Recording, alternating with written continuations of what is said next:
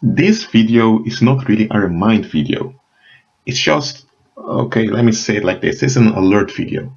I want to alert you about something for your benefit. There are movements happening around you. Of course, people have their daily lives in their routines, but there are also movements in society. You have left-wing movements, right-wing movements, you have fascist movements, anti-migrant movements, all kinds of movements in which people participate. And you may encounter people that have very strong ideas they stand for. Like some are against migrants completely, others are for migrants but they want to save their so-called homeland, others are ultra leftist, they don't care about borders and all of that. Look, this is not about your political preferences. I'm not into that in this video. I want you to look at the bigger picture of what's happening. Okay?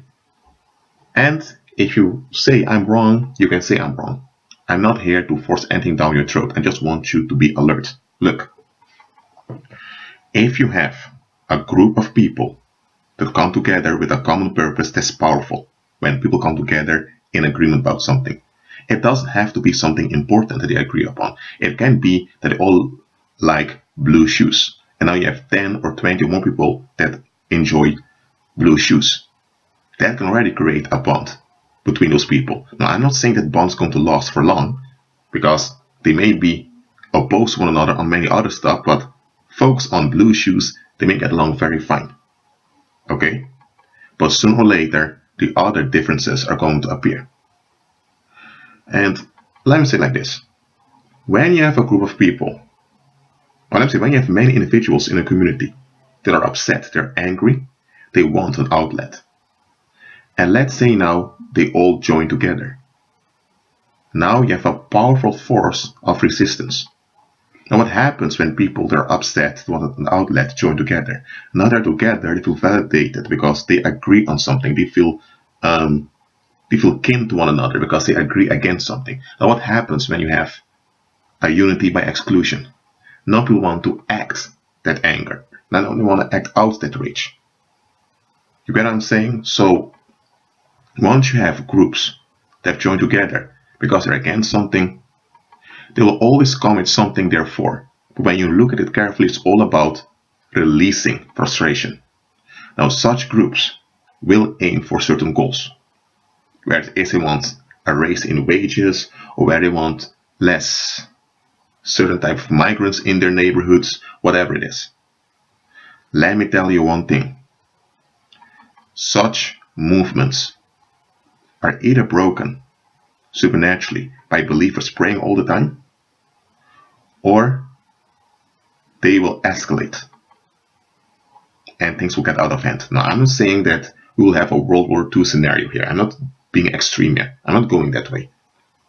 I'm just making plain on to you that when you have frustrated individuals joining together, it's not going to end up well unless something is done about it. So if you live in a country where it's an anti-migrant sentiment, it's not really about the migrants. It's not. I don't care which propaganda videos they put on YouTube or which propaganda that group promotes on mainstream media. The migrants are just the smokescreen to hide the real issues people are dealing with. It can be that you have a group in a country that's anti-migrant. They form a political coalition. Now, let's say they have around 3,000 members spread throughout the country. Now, one of those 3,000 members is a young woman who feels insecure because her husband can't get a job, but she saw how some migrants came and they got jobs easily. So what's the real deal here? She is frustrated by her marital situation, and she saw how migrants got jobs easily. So her marital frustrations she's now projecting on migrants. And that's why she became part of the political coalition. So it has nothing to do with migrants at all. It has to do with personal frustrations that they want to get rid of.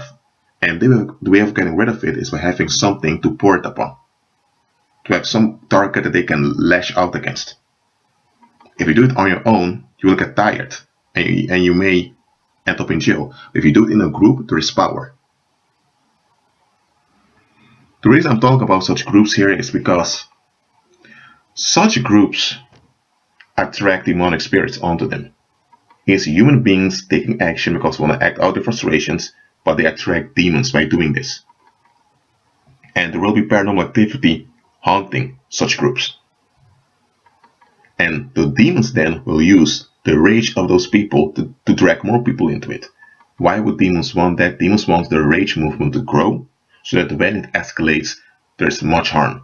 Remember, demons want to kill, steal, and destroy as much as possible. So they will come with a solution to the grievances of the people. And one of the type of solutions demons come up with are resistance groups, to take back your country or to protect your heritage or whatever they come up with. And the leaders of such movements are often pagans themselves. Sometimes they're agents of the shadow government. So they're not who you think they are. I'm just telling you to be alert of this, so you're not dragged into a fight you shouldn't be involved in. I'm telling you, look at the bigger picture. Don't just look at what's happening, look beyond it. That being said, agree with Christ and be at peace.